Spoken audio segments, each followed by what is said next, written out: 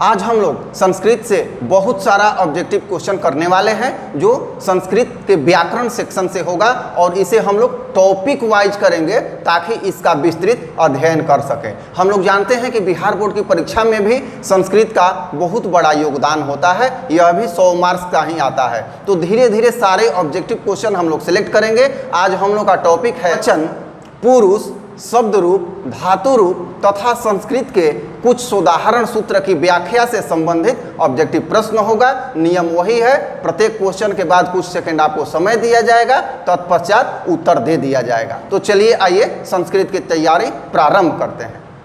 पहला प्रश्न है, रामस्य में कौन सी विभक्ति है? तो 3 ऑप्शन आप लोगों के सामने आ रहा है। पंचमी विभक्ति, षष्ठी विभक्ति तथा सप्तमी विभक्ति। आप लोग तीनों में से कोई सेलेक्ट करें जो सही हो और इसका सही आंसर है षष्ठी विभक्ति। अगला क्वेश्चन, गच्छति में कौन सा मूल धातु है? बहुत इंपॉर्टेंट क्वेश्चन है, इसमें प्रायः गलती होती है। तो पहला ऑप्शन है गच्छ, दूसरा है गच्छ, हलंत नहीं है, और तीसरा है गम। ध्यान दीजिएगा, 2 गच्छ है, एक में हलंत है, एक में हलंत नहीं है, और तीसरा है गम। तो मूल धातु बतलाना है, जिसका सही उत्तर है गम। यहाँ गलत हम लोग कभी कभी लिख देते हैं। अगला क्वेश्चन है, गम धातु का रूप लट लकार प्रथम पुरुष बहुवचन में लिखें। गम धातु का रूप लिखना है प्रश्न के अनुसार। पहला विकल्प है गच्छति, दूसरा है गमति और तीसरा है गच्छन्ति। तो बहुवचन में लिखना है। चलिए आप लोग सोचिए, अगर कभी ज़्यादा सोचना पड़े तो वीडियो पॉज भी कर सकते हैं। उत्तर है गच्छन्ति। अगला प्रश्न, अपठत किस लकार का रूप है? अर्थात लट लकार, लुट लकार, लंग लकार, ऋट लकार। 3 विकल्प है, लट लकार, लंग लकार और तीसरा विकल्प है लोट लकार। तो इनमें से आप चुने कौन सा ऑप्शन होगा। आंसर आपके सामने आने वाला है, दूसरा होगा लंग लकार, भूतकाल बोलते हैं इसको। अगला प्रश्न, बालकेशु में कौन सी विभक्ति है? शब्द रूप से संबंधित प्रश्न है, विभक्ति से भी संबंधित है। पहला विकल्प है पंचमी, दूसरा है षष्ठी और तीसरा है सप्तमी। तो कौन सा होगा? केवल विभक्ति निर्धारित करना है, वचन भी पूछ सकता है। तो आइडिया जब हमें आ जाएगा तो हम कोई सा भी प्रश्न कर लेंगे। उत्तर है सप्तमी। सप्तमी का बहुवचन है बालकेशु। अगला प्रश्न, लता शब्द का रूप सप्तमी विभक्ति एक वचन में है, मतलब कौन सा है? पहला है लताया, दूसरा है लताये और तीसरा है लतायाम। आपको सप्तमी विभक्ति में बतलाना है एक वचन में। यहाँ दोनों पूछा गया है, विभक्ति और वचन दोनों। तो सही उत्तर है आपका तीसरा, लतायाम। अगला प्रश्न, अस्मि किस मूल धातु का रूप है? पहला विकल्प है अस, दूसरा विकल्प है तद और तीसरा विकल्प है अस्ति। आपको इन तीनों में से सही उत्तर निर्धारित करना है। यही सब क्वेश्चन आने वाले हैं आपको। उत्तर है इसका पहला अस। अगला प्रश्न, पठिष्यामि में कौन सा पुरुष है? पुरुष बतलाना है इस बार। तो यही सब प्रश्न मैट्रिक की परीक्षा में ये सभी प्रश्न आए हुए हैं और इसी के आधार पे आएगा। पहला विकल्प है प्रथम पुरुष, दूसरा विकल्प है मध्यम पुरुष और तीसरा विकल्प है उत्तम पुरुष।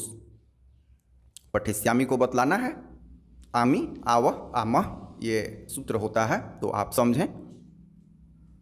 इशारा कर दिया मैंने। उत्तर है 3, उत्तम पुरुष।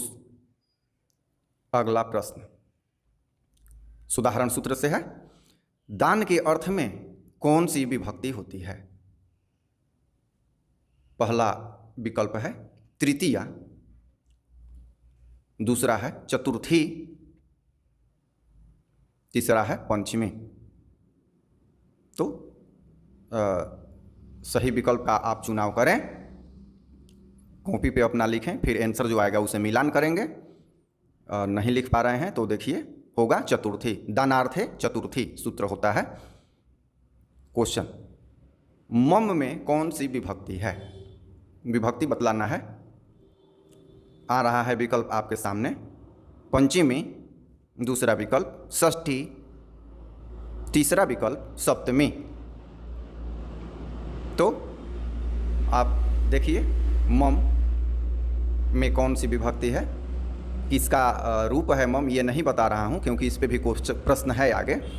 ये है षष्ठी का एक वचन होता है। अगला प्रश्न, अंग के विकार में कौन सी विभक्ति होती है? ये सब जो सुधारण सूत्र हैं बहुत ही महत्वपूर्ण होते हैं आपको अनुवाद बनाने के लिए, और ये भी जो है शब्द रूप धातु रूप, बिना इसके अनुवाद नहीं बनेगा। तो आइए, पहला विकल्प है पंचमी, दूसरा विकल्प है चतुर्थी, तीसरा विकल्प है तृतीया। तो आपके सामने तुरंत आंसर आएगा, अगर आप नहीं कर लेते हैं तो यहाँ से आप कर लें। उत्तर है तीसरा, तृतीया, यनांग विकारे तृतीया सूत्र होता है। अगला प्रश्न, डर के युग में कौन सी विभक्ति होती है? पहला विकल्प है तृतीया, दूसरा विकल्प है चतुर्थी और तीसरा है पंचमी। डर के युग में तो प्रायः ये आता है कि वह बाघ से डरता है, अर्थात से होती है। तो मूल रूप से तृतीया अथवा पंचमी में से चुनाव हमें करना होता है, और सूत्र होता है भित्राथा नाम भय हेतु। तो इसमें पंचमी विभक्ति होती है। अगला प्रश्न, अधिकरण कारक में कौन सी विभक्ति होती है? अधिकरण कारक में कौन सी विभक्ति है? तो पहला है पंचमी, दूसरा है षष्ठी और तीसरा विकल्प आपके सामने है सप्तमी। आसान क्वेश्चन है किंतु कई बार आ चुका है, इसलिए जानना जरूरी है। चलिए लिखा जाए कॉपी पे और मिलान किया जाए। आंसर है इसका सप्तमी, अधिकरण को सप्तमी भी बोलते हैं। अगला प्रश्न, साथ के योग में कौन सी विभक्ति होती है? साथ अर्थात राम के साथ सीता, मोहन के साथ सोहन, ये जो साथ है इसमें कौन सी विभक्ति होती है? पहला विकल्प है द्वितीया, दूसरा है तृतीया और तीसरा है चतुर्थी। तो आप देखें कौन सी विभक्ति होगी। ये भी सुधारण सूत्र से ही प्रश्न लिया गया है। सह, सह का मतलब होता है साथ, तो सह में कौन सी होती है? उत्तर है तृतीया। अगला प्रश्न, जिसे कोई चीज अच्छी लगे तो उसमें कौन सी विभक्ति होती है? अच्छा लगना अर्थात रुचना, सुधारण सूत्र से लिया गया है रुचि में। ऐसा भी प्रश्न आ सकता है, रुचि के साथ कौन सी विभक्ति होती है? पहला है पंचमी, दूसरा है चतुर्थी, तीसरा ऑप्शन है आपका सप्तमी। आप देखें कौन सा होता है। अगर समय ज़्यादा चाहिए तो वीडियो रोक लें, फिर आगे बढ़ाएंगे और उत्तर का मिलान करें। उत्तर आपका होगा चतुर्थी। अगला प्रश्न, आसन में कौन सा पुरुष है? आसन में कौन सा पुरुष है? आसन लंग लकार में आता है, यहाँ पुरुष पूछा गया है। तो प्रथम पुरुष, दूसरा विकल्प मध्यम पुरुष, तीसरा विकल्प उत्तम पुरुष। तो यहाँ आपको केवल पुरुष बतलाना है, वचन भी नहीं बतलाना है। पुरुष केवल सेलेक्ट कीजिए। विकल्प में इसी तरह से आता है प्रश्न, तो उत्तर होगा प्रथम पुरुष पहला। अगला प्रश्न, संति में कौन सा वचन है? अब देखिए इसमें वचन बतलाना है, पुरुष नहीं बतलाना है। हो सकता है प्रश्न में पुरुष भी पूछ दे, वचन भी पूछ दे, तो सब जानना है हमें। आपका विकल्प आ रहा है प्रश्न के अनुसार एक वचन, दूसरा द्विवचन, तीसरा बहुवचन। तो आप तीनों में से सिलेक्ट करें कि संति में कौन सा वचन है।